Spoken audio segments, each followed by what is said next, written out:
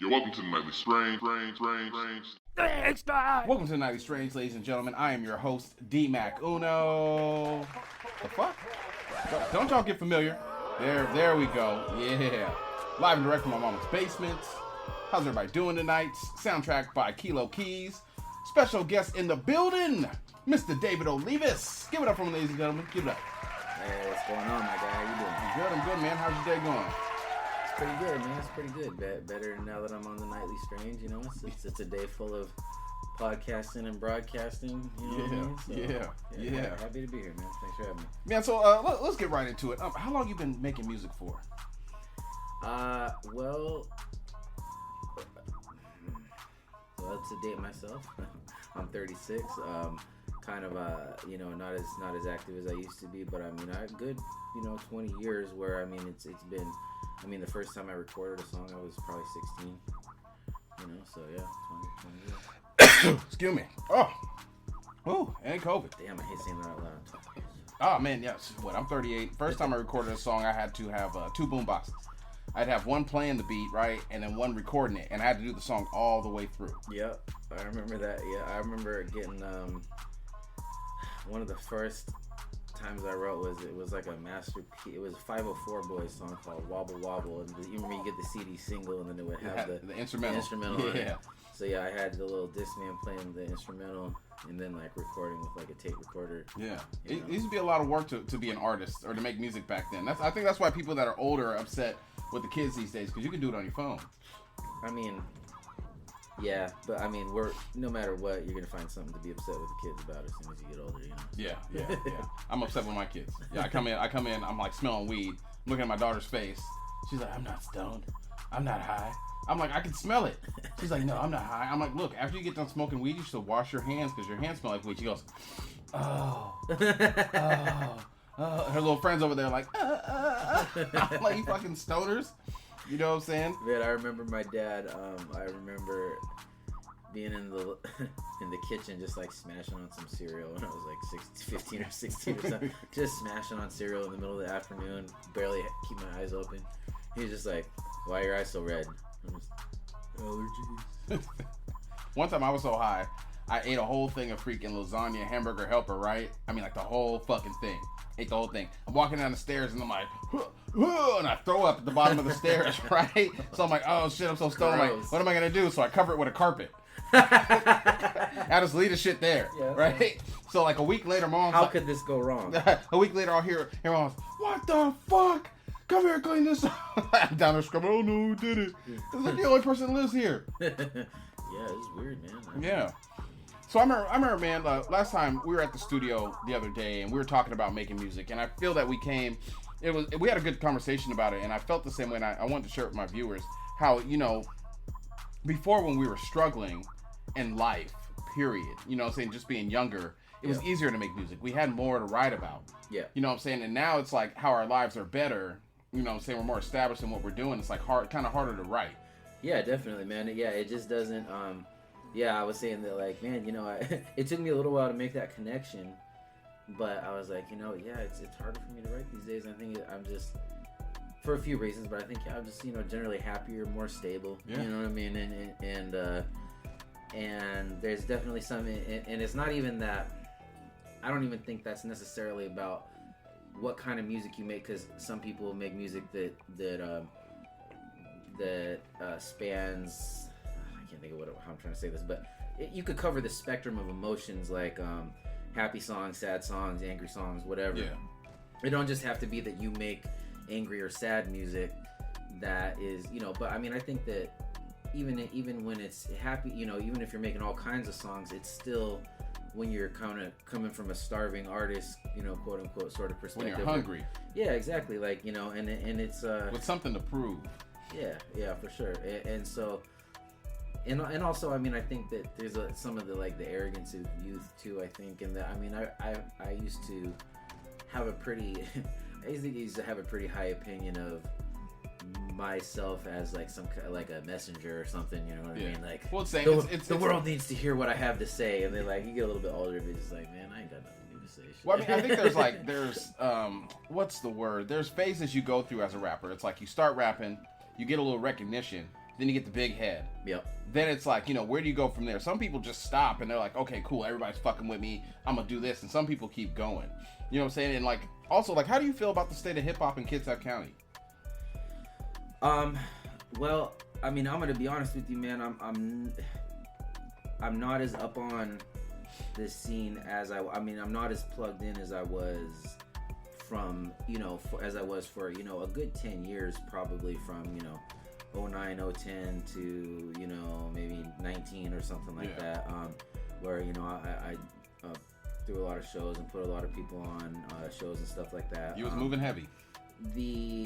I mean, I know that there's always been a lot of talent, you know, in this area and stuff, and it's, I mean, some of the cats I know at this point that are even like younger than me, you know, when I was maybe in my late 20s and I was putting them on shows when they were 18 or 19, and you know, those guys are, you know, in their mid 20s and stuff now, and so I mean, you know, to me, there's guys like, you know, Jordy Sam and you know, Louis King. I mean, those, you know, just, I mean, there's all kinds. I mean, Young and C is one of my, you know, favorite local rappers ever. I mean, but he, you know, he's not a, I mean, he's no spring chicken anymore.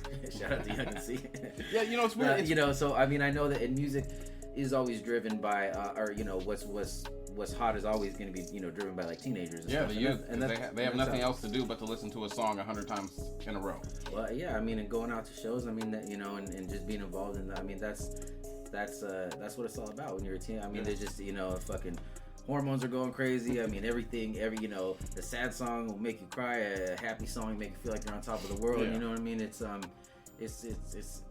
good time. It's a good time to be alive. You know, it's a hard time, but it's a good time. So I'll be honest with you, and when I say that, like, I'm sure I'm not as plugged into, you know, whatever 18 or 19-year-old artist is popping, man. I mean, but I know that I always know there's a lot of talent in this area, and I think more of it's come to the forefront, I would say, you know, in the time since you know, when I was younger and got involved in it. I mean, there was always there's always been, you know, cats that were making it happen in Kitsap, like you know, shout out to iGang. I mean, those were, you know, dudes I looked up to. Yeah, they were making moves.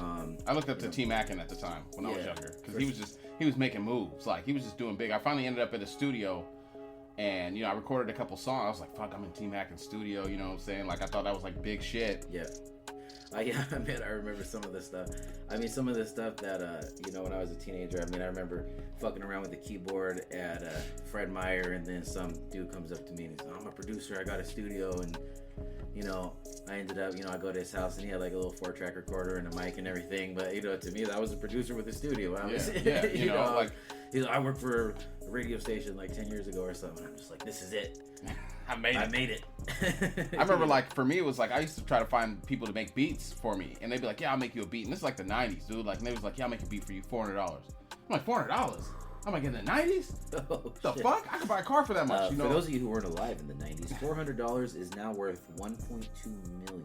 It was a lot of money. So I started making my own beats. They weren't flying shit, but it's kind of weird. Like, you know, me and you, bro, like, we've been out here for a while, making music, making moves. And it's crazy how now that we're older artists, there's a lot of people's careers or startups that we kind of like have our fingers in it. You know what I'm saying? For sure, yeah, for sure. I mean, it's been cool for me to see, you know, the development, you know, of cats like Jordy Sam, or even, I mean, like Young Lou, who's not, I mean, he's not really active, like he's not really making music at this time. I hope he comes back to it at some point. He's a talented dude. But yeah, I had him on the first season of the podcast, trying to get him to come back to music. But, you know, I mean, sometimes you got to take that mental break. Yeah, oh, for sure. You know what I'm saying? For sure. You know, also I want to talk about. You got to do what's right for you. I want to talk about that too, man. Like, males' mental health. You know, say men's mental health. Like, it's something that people like kind of shush away, and we're not allowed to be sad, and you know, we're not allowed to show that emotion. You know what I'm saying? Everyone's toughen up. Don't be a pussy. You know what I'm saying? But like for me, it's like, man, I'm not gonna lie to my fans or not people that listen to my podcast, bro. I have a good cry every 3 months. You know, like a good cry. Yeah, bro. I mean, it's crying is healthy. It is. It is. I get a lot out. Like, it's cathartic. It's necessary to me. Do you remember? There's a you know how ESPN does like a like the 30 for 30. No, not the 30 for 30. It's a charity thing they do every year. It's raise money for cancer, and it's based off a dude who was a coach. I think he was a college basketball coach, and that passed away in like the early. It was like maybe the 2000s or the 90s or something like that. Man, I can't remember. I wish I could think of who this was, but he, you know, they've been doing they do this fundraiser every year in his memory, and he gave a speech. I think it was the ESPYs or some kind of award show. Oh, I know who you're talking about. Just a little bit before, and then he had to be helped up on stage. Cooler than the other side of the pillow. Him? I'm not sure. I'm not Steven. What was the dude's name? He had a little lazy eye. Black dude? No, it was a white guy. No, I don't know. I don't want to ramble on too much. Keep rambling. This is the Nightly Strange. We do what the fuck we want to do. The Nightly Strange. Welcome, ladies and gentlemen. Nightly Strange. Yeah, man. But my point is that he gave a speech that was really, he was real sick.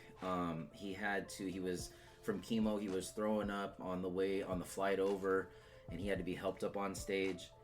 And then he just gave this really inspiring speech, and he said that that there's 3 things that you should try to do every day, and I know I can remember 2 of them. Well, one of them was was laugh, and then one of them was be moved to the point of tears or something like that. And I feel like it's powerful for a man who's a leader in the sports world, a man among men, to say something like that. Oh, my bad. You're good. So drawing back the curtain, I didn't stop fucking with my mic.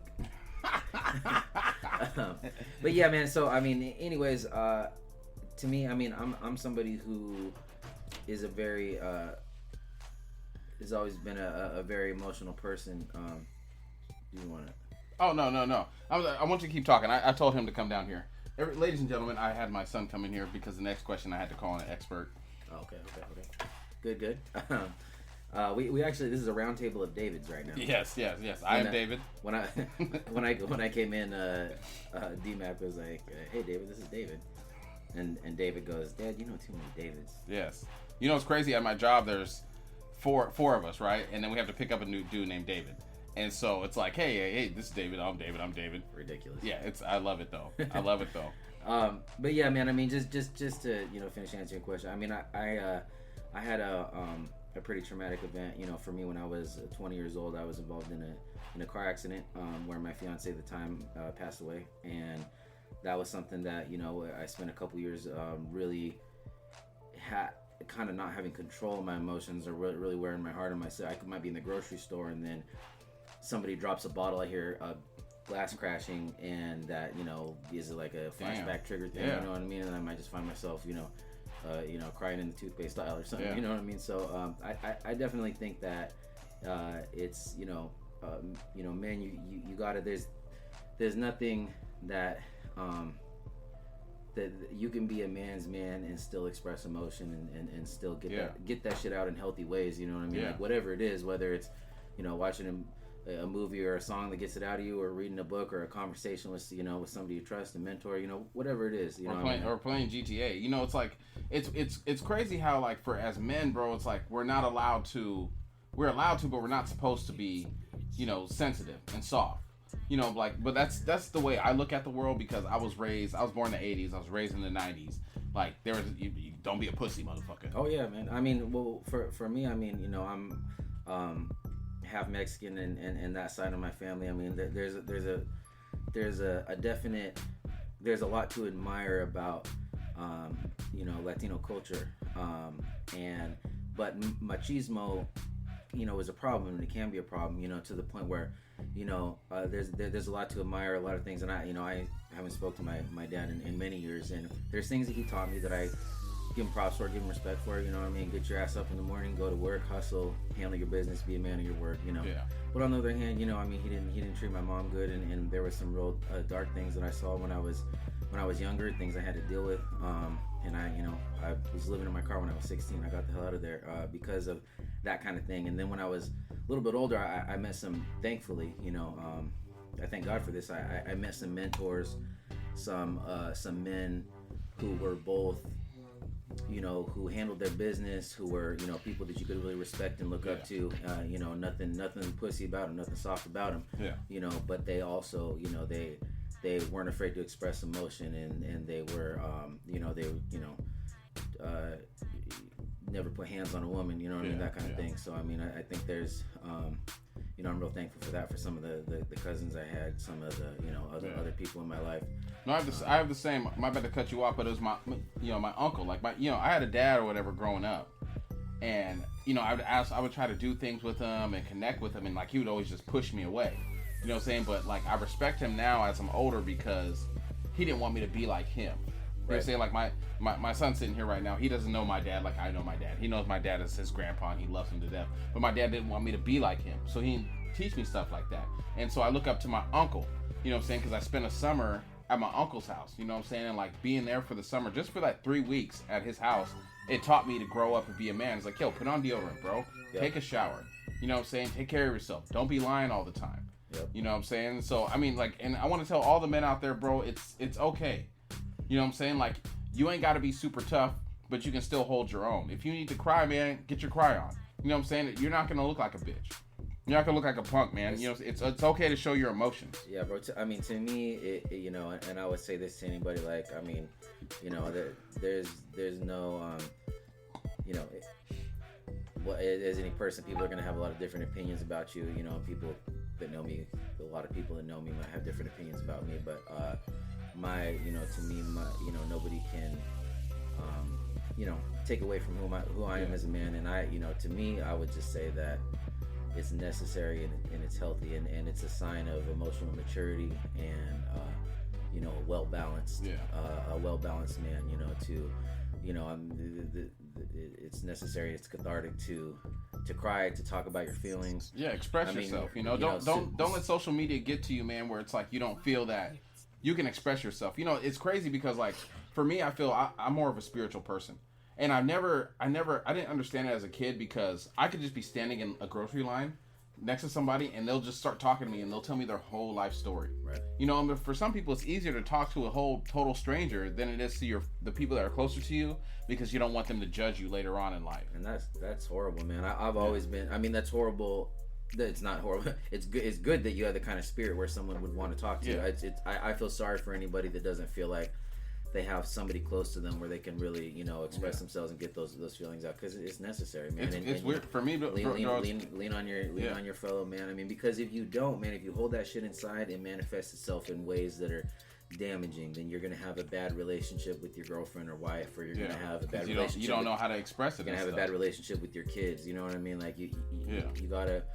So I mean, there's real strength in that, and then there's something in between it now. You know, in this modern world, there's a lot of softness out there too. You know what I mean? So I'm not that you can be a man who cries and it ain't got nothing to do with being soft. You know what I mean? That's true. I mean, don't get it twisted and don't, you know. Like some girl posted this shit on Facebook. Don't she take was like, it too far about being one of these, you know. Yeah, some girl posted this shit. My bad, cut you off. I know you hate to be cut off. No. This is your show, my guy. This is a different kind of show. Some girl posted. She was like, "You ever had a guy say he was gonna kill himself if he left you?" And I said, "Girl, never." I said, your coochie ain't that hot. You know what I'm saying? You know. Also, that's just some manipulated. Exactly. My dad told me this. He told me the coldest line. My dad always hit me with some cold lines. He's like, look here, son. Let me tell you like this. There was pussy here before you was born, and there gonna be pussy here after you're gone. So get as much as you can while you're here. You know what I'm saying? Like my dad has some cold lines. Check it out. My dad also had a line. He was like, what did he say? He was like, one time, because he used to drink a lot. He was a sailor. You know what I'm saying? Chief Petty Officer, E7. And so I was like, Dad, stop drinking. Smoke some weed. Anyways, so we gotta start smoking weed and shit. He's like, he starts hitting the weed. He's like, you know what? I was like, what? He's like, Angelina Jolie looks like a hoe in the face. What? Yeah, that's what he said. I was like, damn, you right. And also, you know, one time I bought a whole bunch, like $200 worth of fireworks. He's like, oh, you out here buying fireworks? He's like, why don't you just take your money, light it on fire, and throw it in the air? That's the same shit. I was like, damn, you're right. So I buy his rockets and smoke bombs. He's not wrong about that. But let me ask you this question, man. Have you ever watched Dragon Ball? No. So I had a question for Mr. Olivas. And he hit me up during, but when I sent him the questions, he said I cannot answer this one. So I brought in an expert. My expert is here, Defcom 0. Defcom, say what's up. What's up? What's up? Defcom 0. So on the Council of Davids on the Nightly Stream. On the Nightly Stream. So, Who do you think would win in a fight? Goku or Superman? Stipulations. They are not nice Goku and not nice Superman. They are the dark versions of Goku and the dark versions of Superman. Wait, isn't the dark version of Superman like Bizarro Superman? No, Who looks like a zombie and talks. That's opposite. I'm sorry, not who talks all. Shit, I wasn't supposed to say. Don't worry, I'll beep it out. I'll Can bleep it out. You're Can fine. we cut it in post? Yeah, I will. I will leave it out. Does he sound beep? Who sounds funny and weird. That's the reverse of Bizarro. Lex Luthor tried to He's from Bizarro. Bizarro is from Bizarro World. Yeah. I'm pretty sure Lex Luthor made like this whole planet and stuff where I think it's just tried to no, it's just the take opposite up- planet. I don't yeah. think did Luther make it? I don't know. There's multiple versions. But Now, see, my son, he is everything Dragon Ball. What happened was when he was young, I tried to show him Dragon Ball as a kid, and he was like, I don't want to watch it. I don't want to watch it. And then one time I was watching this new Dragon Ball movie. He just happens to walk in, and they start fighting. Have you ever seen the Dragon Ball scene where they fight? I mean, I know enough about it to know that the shit takes like 45 minutes to go down. No, it takes 45 minutes for them to get to the fight scene, but their fight scenes are so massive. They'd be like, hey, let's go fight somewhere There's else. like a lot of looking at each other. And Yeah, shit. no, they'd be talking and shit. It's like how. As you see, I have It's Dragon like Ball how, pops. It's like how some people in Bremerton fight at a bar, Yes. So, powering up from across the room. hold on, let me ask. Defcom, who do you think would win in the fight? Goku well, or are Superman? we talking about like feats-wise, like what they could do and have done, or are we talking about like just a one-on-one fight? A one-on-one fight. Yeah, just a one-on-one fight. Like they're just trying to Pretty kill much. each I'm other. gonna have to say Superman because he's much stronger, and I can't really think of an evil version of Superman, but the strongest version of Superman, he can destroy universe with a punch. And he can like fly around the whole world. He can run and slow and reverse time and stuff. He's not as fast as Flash. But right? Goku has that transmission shit, right? It's transmission stuff, right? And Superman has laser eyes. Superman Prime 1 million. I think that's Cosmic Armor Superman. Basically a robot version of Superman. Why would just anybody a give god. Superman armor? Exactly. Like I said, No, it's a robot. I had to call in my expert. So that version is probably not even weakened by kryptonite, right? He just has no weaknesses. No, it's universal power, and Goku hasn't really gotten that strong yet. So definite and evil, like fight to the death. Definitely Superman, pretty easy. I like it. See that I mean that's what I would have said too, but I'm just not qualified to speak on it because I know I know who Dragon Goku Ball. is. I know he's super powered. Yeah. I know I'm a my partner from actually this group I was in years ago, Endgame. My guy Nick Fury, shout out.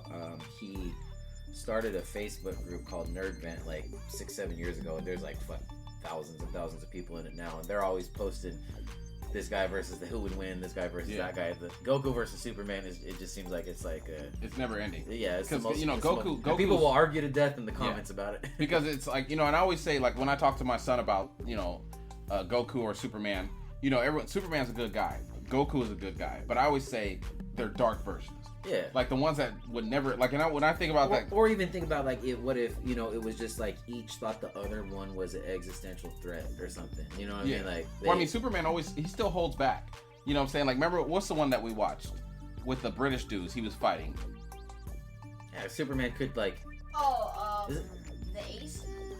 Yeah, something like that. But anyway, Superman was fighting him, and he was like, and he's like, I hold back my power. Well, he's got to pull his punches. I mean, because if you just like take it face where like it's kind of funny, especially when you think about like the old comics. Like I remember when I was a kid, my mom would always give me stuff from. They were like 99 cents back then. She'd give me stuff from like St. Vinny's and stuff, and I get these old like beat up paperback Superman from like the 40s. Yeah. And he, where he would just be like faster than a speeding bullet, and like stand and Able to just leap take a some building shots to the and shit, chest. yeah. Yeah, and but then he would just like punch a regular bank robber, but he wouldn't kill him. I mean, he would just like punch him, and then the cops would come get him or whatever. I'm like, okay, I mean, so that must be the equivalent to Superman of just like touching someone with his pinky, because like if he actually punched someone, even with 10% of his strength, like he would just cave in their entire chest and they would explode. Remember, they would shoot at him, and then the bullets wouldn't work, and they throw the guns. I like how we went from like Mental health and dealing with like emotional trauma to like this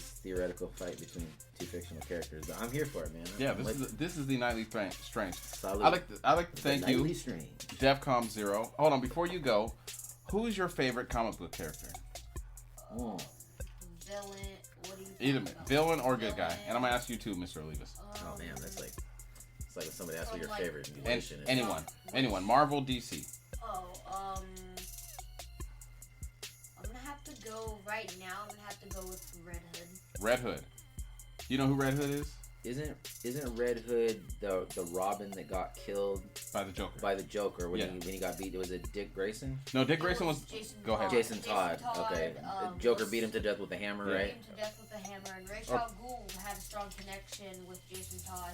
He tried to bring him back in the Lazarus Pit, but as many attempts as the past, Lazarus Pit cannot bring someone back, so it changed him, Right. and he Never I works guess- out bringing people back from the dead. And then Batman he made Jason Todd a Robin because he came back to the Batmobile and Jason Todd was still in the rims off the Batmobile when he caught him. Yeah, that's some hood shit. I like You know what I'm that. saying? Like, so yeah. So I mean, Red Hood. Well, I'd like to thank you, DEFCON 0, for coming in, my expert. DEFCON 0. Nice to meet you, my guy. Thank you. Bonus points for being a David. And how would they know DEFCON 0? Mom logo. Thank you, sir. Yeah, man.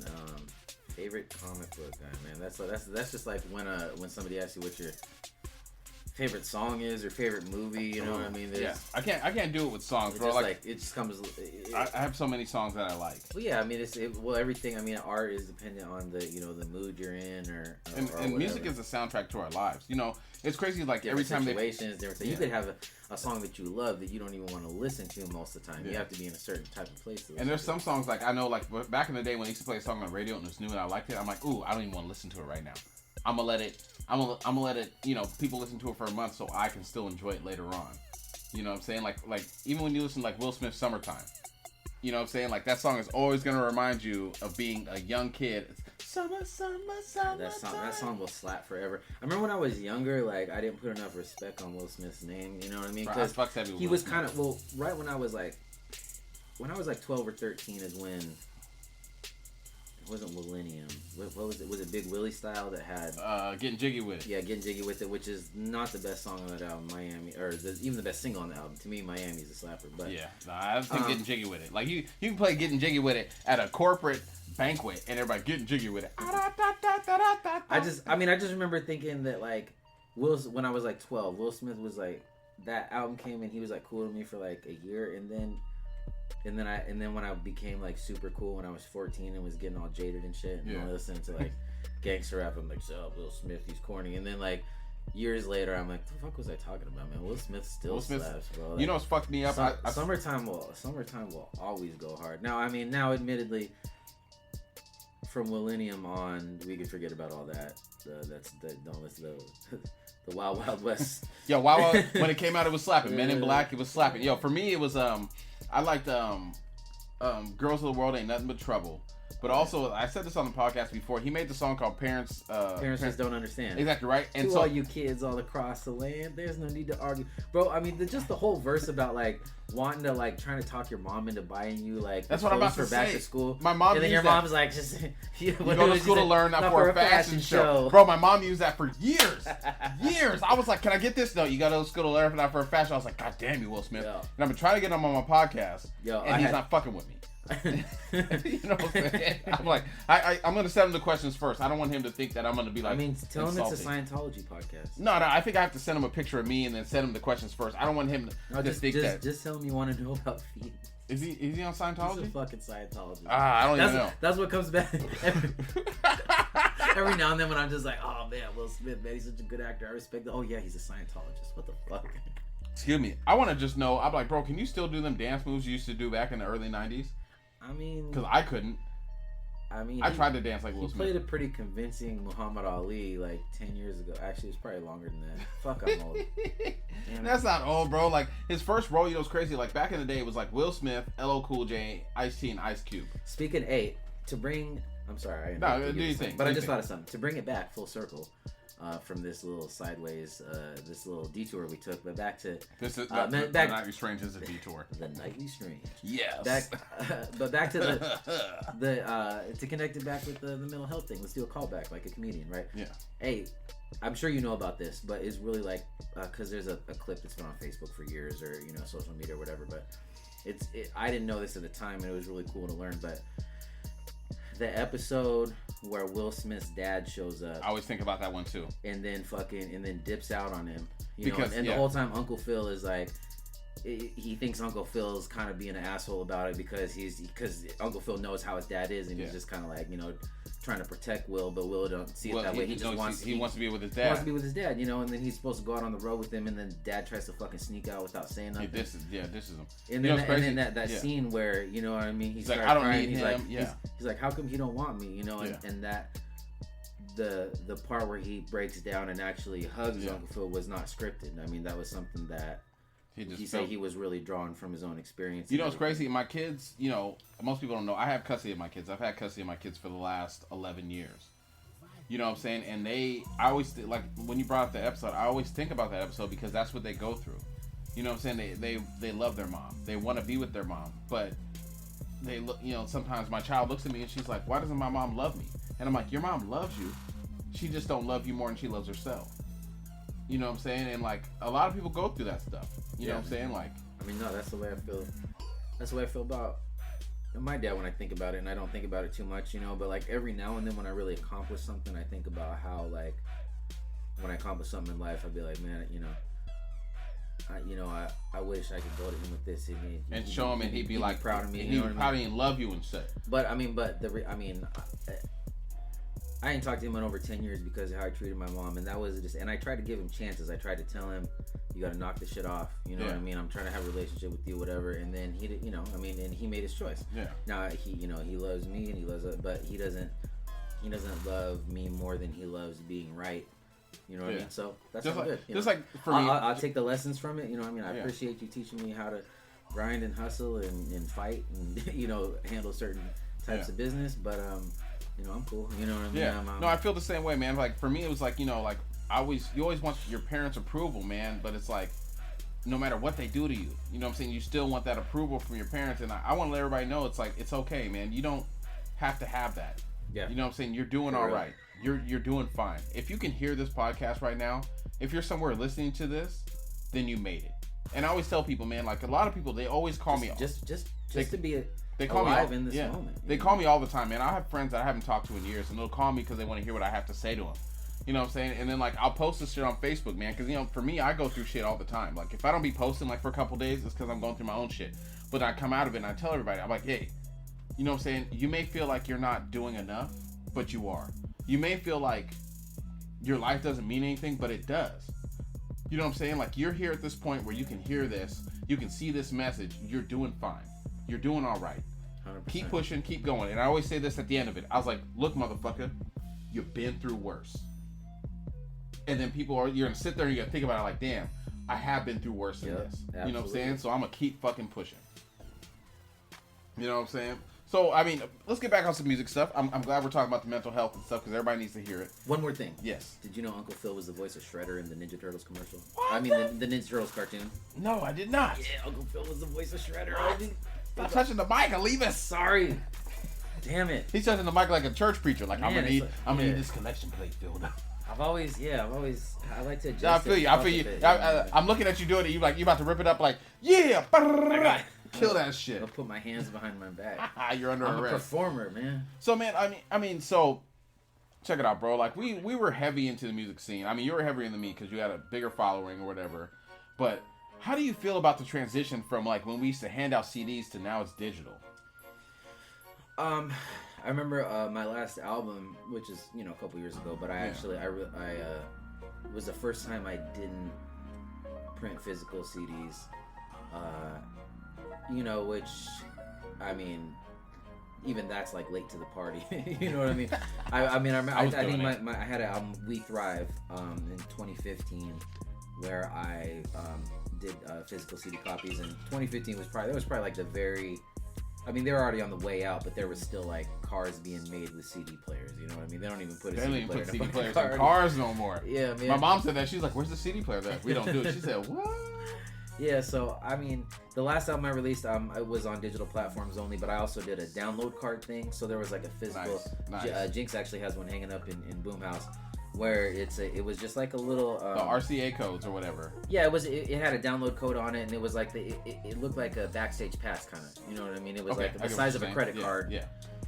You know, and I put I ordered some lanyards off Amazon and put them around there. You know what I mean? You know, you get those free, those square ones where you can scan them and it takes you to the website. You get those for free offline. Yeah, the QR code. Yeah, but that's what they're called. Yeah. This was kind of, I mean, this thing I went through the site where it was like hosted and everything, and yeah, man.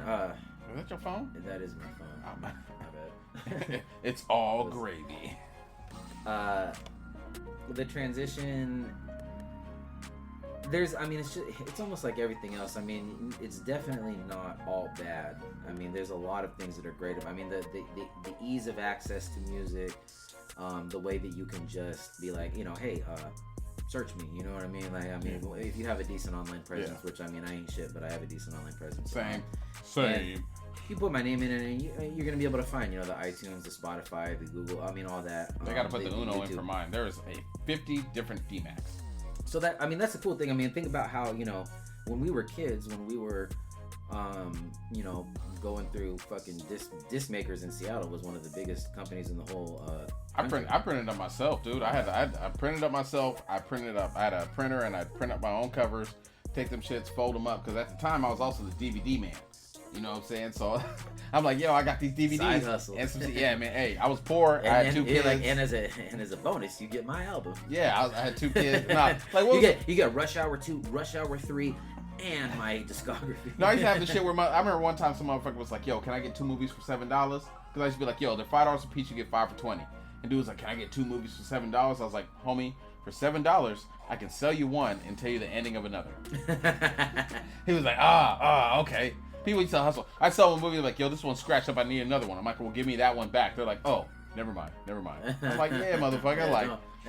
Don't try to bullshit up bullshit. Yeah, for real, bro. I'm out here hustling. But one time it got too heavy, bro, and I was like, oh no, the Fire Sticks came out, and I was like, shit, my day's over. It's over. I can't compete with that. Yeah, man. I mean, think about when, you know, so 15 years ago. I mean, and it's always easy to be nostalgic. I mean, that's the human condition. Everything seems cooler from 10, 15 years ago. I'm a proponent of living in the moment. I actually read one time that about a study where people, they were just testing people's ability to live in the moment versus their nostalgia. And it was basically they sent people on vacation. And then they would call them during the vacation and ask them how they were doing or how things were going. Yeah. And then they would ask them 6 months later about that vacation, how things were doing. And what they found is that a lot of people would say, like, you know, they would be less effusive in their happiness about the vacation when it was happening. They'd be like, oh yeah, you know, I'm cool. I mean, this is pretty good. I'm having a good time, you know. Everything. Yeah. But then 6 months later, they're like, oh, it was the best. We did this and that, and it was amazing. And it was just kind of spoke to people almost being addicted to nostalgia and being like, you know, having a hard time really appreciating life for what it is now. So I said that to say this. I mean, we're always going to be nostalgic about the way things used to be. And there's definitely things that I miss about the album era, which is, I mean, I used to love reading the books, the booklets, you know, all the credits. I remember totally.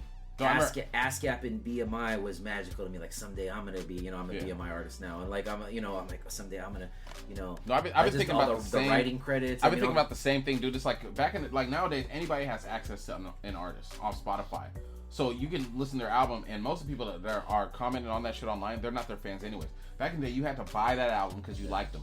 You're listening. You popped. I was thinking about. Care about it. You go home. You get on your bed. You put the headphones on. You're reading the book. Oh, this who produced it. This who wrote the song. This who's featured on it. You know what I'm saying? Like, it meant more. Flesh and Bone's real name is Stanley House. You know what I'm saying? That's fascinating. You know what's crazy? It's like, and that's why, like, you know, people these days, they're like, oh, there's no hip hop classics. I'm like, of course not, because back in the '90s, like, you actually had to go out and buy that album, and then if someone else wanted to hear it, they either had to borrow it from you or fucking buy it themselves. You know how many people almost fought over Juvenile's albums? That used to, like, yo, where's my G code at, homie?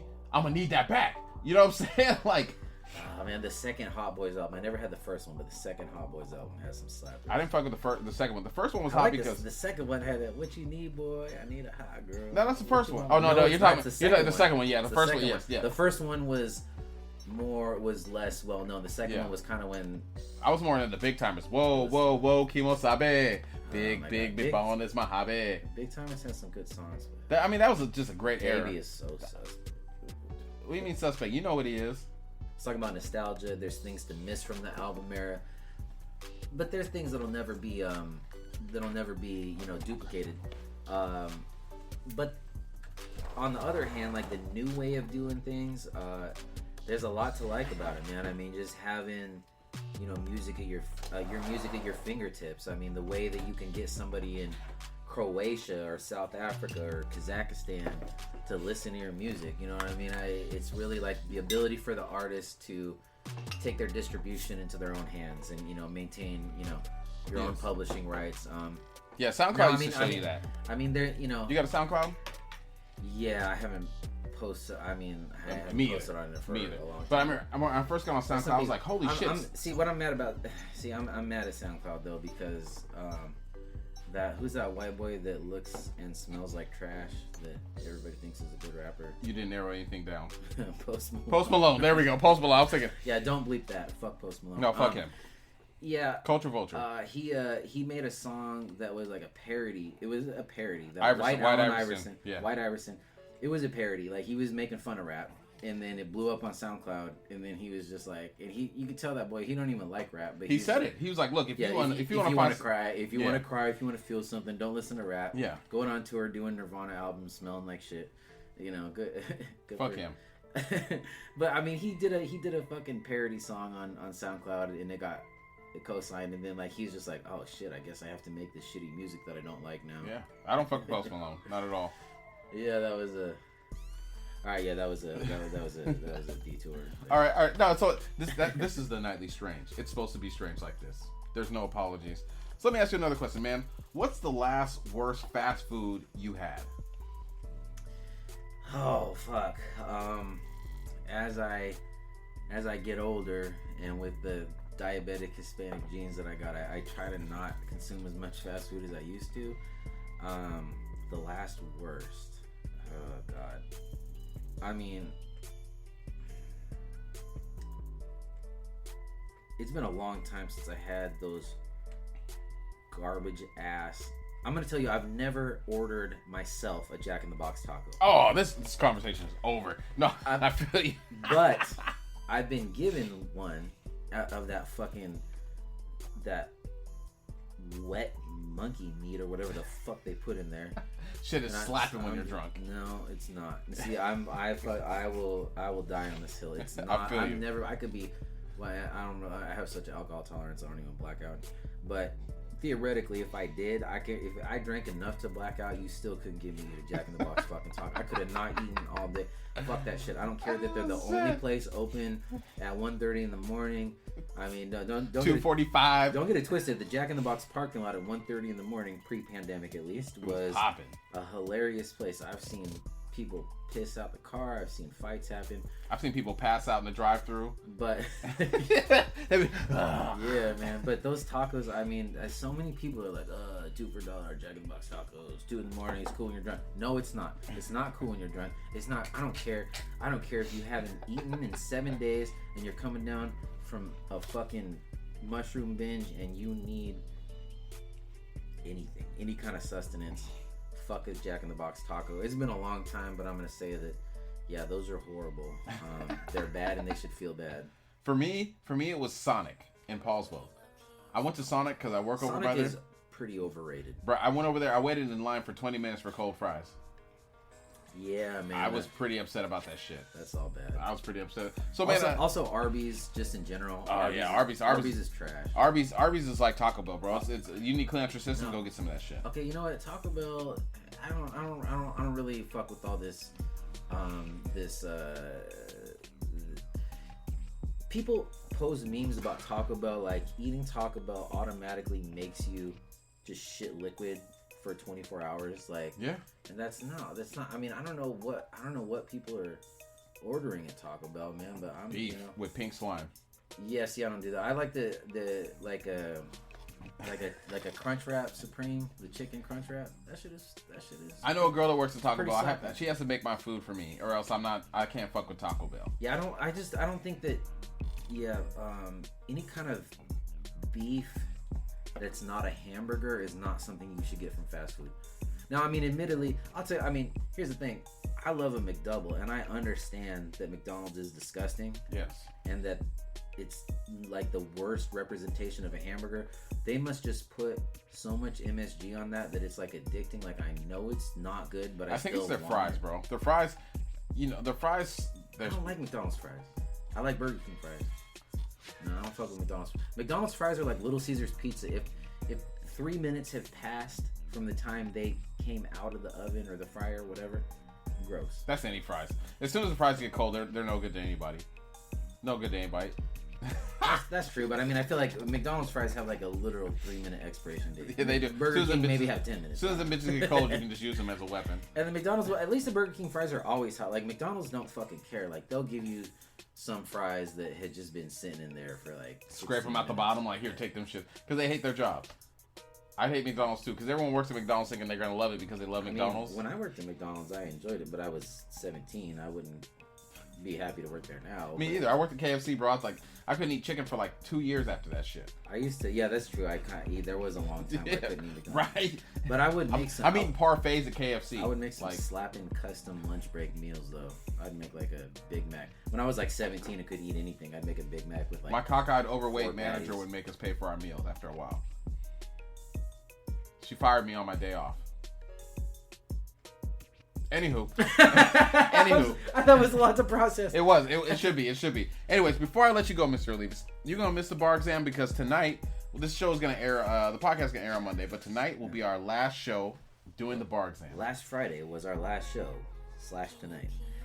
Yeah, man, of course I'm going to miss it, bro. I mean, it's been a lot of fun, and I feel like we've built up some really fun chemistry. I've always been a fan of the medium of talk radio. I mean, now there's podcasts and there's all kinds of different things. There's podcasts, there's live shows, there's all kinds of different things. But to me, it started with talk radio. You know what I mean? Like sports talk radio. I mean, sometimes I listen to music in the car, but I've always I do NPR. NPR is a great place to get news because they just kind of No, they NPR, just kind of state it without trying to make you feel some kind of way. No, About it. nowadays it's like when you watch the news, it's opinion news on TV, but like NPR is like, yo, this happened, boom, next topic. Yeah, exactly. It's not like talking head. Yeah, bullshit. no, they move it on. That's why I like NPR. So yeah, I like the medium a lot, man, and it's been fun.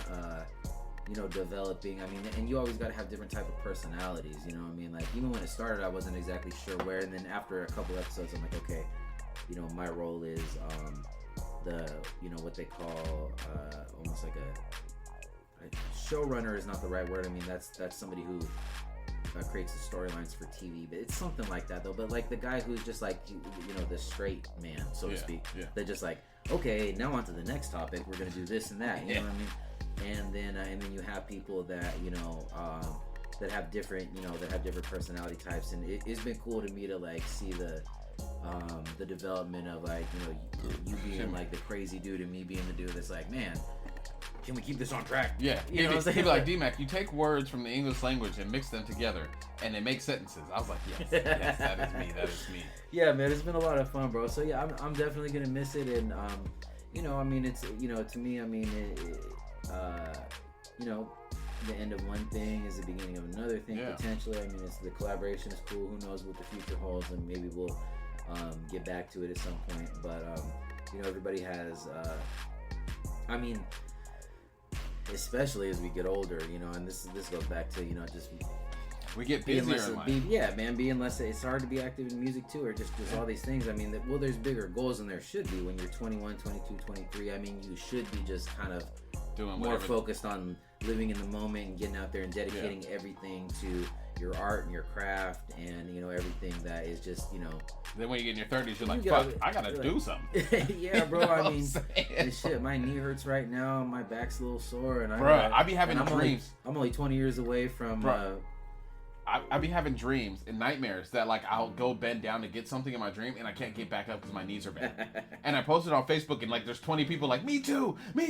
Yeah, bro. So we got to start to think about, I mean, we just think about more things. I mean, you think about, working more, trying to stack money a little more, focusing on just, your family and narrowing your circle of people that, so I mean, like with the bar exam, it's me, you, Jinx, Stony, Siren. I mean, we're all busy people, and it's it's just getting 4 people in one place at one time to dedicate a whole evening to recording a show and putting it out there. I mean, it's tough, man. It's a lot of work. It's like having a band. It really is. I mean, every time I've done the bar exam, I actually switch my shift at work. I would have to ask for the time off. But I normally work nights, and I switch to like a morning shift, and I get like fucking 4 hours of sleep, and then I do the show, and then I go back to work the next day. You know, so. And see, for me now it works out because I work at 3:40 in the morning till 2 o'clock in the afternoon. You know what's crazy? As soon as I tell people like, yeah, I work at 3:40 in the morning, they be like, what the fuck? I'm like, yeah, but if you see my videos, I make it to work. Today I was running late. I made it to work in 10 fucking minutes. All right, I drove all the way from the middle of East Bremerton to Paulsbo in 10 minutes. Damn. Yes. Well, I mean, yeah, but that time, when there's just there's nobody on the road. There's no police. Yeah. There's no, and the cars that are with me are like passing me up. I'm doing like 76. They're passing me up and shit. You know what I'm saying? My bad to cut you off, but once again, David Olivas, I'd like to thank you for coming to Nightly Strange. Are there any shout outs you want to send to anybody? Man, yeah, I wanna shout out my guy D Mac Uno, man. Thanks so much for having me on. I wanna say like anytime, brother. From the bottom of my heart, man. The bar exam has been fun. This has been fun. Yes. You know, I remember my first episode. You tackled me, tackled the shit out of me at the end. It was the second episode, but yeah. Because I told everybody I fucked their mamas. Yeah, and I'm like, don't bring up mamas, man. Come on, like I'm gonna be over here. Somebody's gonna show up and be like, take it personal, and then I'm gonna have to get in a fight because of you and shit. And there ain't nobody fighting. Man. It's gonna be reverse Superman. Ain't nobody got to throw no guns. Mexicans, we don't do that mama talk, bro. I just never been about that shit. I mean, I've had real close personal friends that I love, and then they say some they'll be like, shit, your mama shit. I'm like, gotta beat him up. We're gonna get him up right now. Yeah. But yeah, man. I mean, shout out to the Nightly Strange. Thank you for having me on. Shout out to my co-host on the bar exam. The other was Stony Siren, Big Jinx. You know, if you want to find my music online, I'm old and my music isn't relevant. But if you want to go on a trip down memory lane, I mean, I got some alright shit. Where can they find it at? David Olivas, Olivas. David Olivas. I go by my name, Olivas. Thank you for spelling it. I'm on Google Play, Spotify, iTunes, YouTube, all that shit. I was after a lot of years of grinding and playing to some pretty big crowds, just doing my thing locally. For some reason, the biggest thing that ever happened to me towards the end of my career was having an Adam Sandler song sound suspiciously similar to one of mine. What happened with that? Well, you ain't gotta tell us. I want to talk about your pockets. I want to talk about your pockets. XXL Magazine did an article. Chicago Tribune did an interview. You can check that out if you want. It was a couple years ago. And for the record, I don't think Adam Sandler listened to me or knows who I am and stole my shit. But I mean, he had a writer named Dan Buller who has ties to the Seattle comedy scene who wrote the particular song in question, Phone Wall of Keyz. That sounds a lot like my song, Phone Keys Wall of Weed, but definitely sounds exactly like it. So you know, I mean, sometimes maybe people are influenced by things that they didn't realize they were influenced by. You know, I ain't shit, but my music's online, has some place, so somebody could have come across it. Who knows? I don't know. I didn't create that controversy. It just happened, and I got interviewed about it, and I mean, whatever. It was fun. All I'm saying, Adam Sandler, if you just happen to listen to the Nightly Strange, is let's make Little Nicky 2, and let me have like a 30-second cameo. That's all I want, bro. Facts. You hearing that, Adam Sandler? Popeye's chicken. That's your home, ball. You don't want to go to your home? Too good for your home? Answer me. Suck my white ass, ball. I fucking love that. Underrated movie. Rodney Dangerfield is the retired devil. Was he? Even in hell, I get no respect. I like when he fucking. I showed my parents, right, or my mom. Hey, Dad, you can take Tithead. I showed my mom and my uncle. They're like, we don't want to see this stupid movie. And then when he got to the part where he started scrapping Bob Barker and Bob Barker beat his ass, they died. No, like, but that's Happy Gilmore. No, that's what I'm talking about. Happy Gilmore. I was talking about Little Nicky. No, I'm talking about Happy Gilmore. That's where it said the white ball. saying Rodney Dangerfield was the retired devil. I like Rodney. I get no respect. Yeah. I get no respect. That's what he's saying. He's like, even in hell, I get no respect. He's hella funny.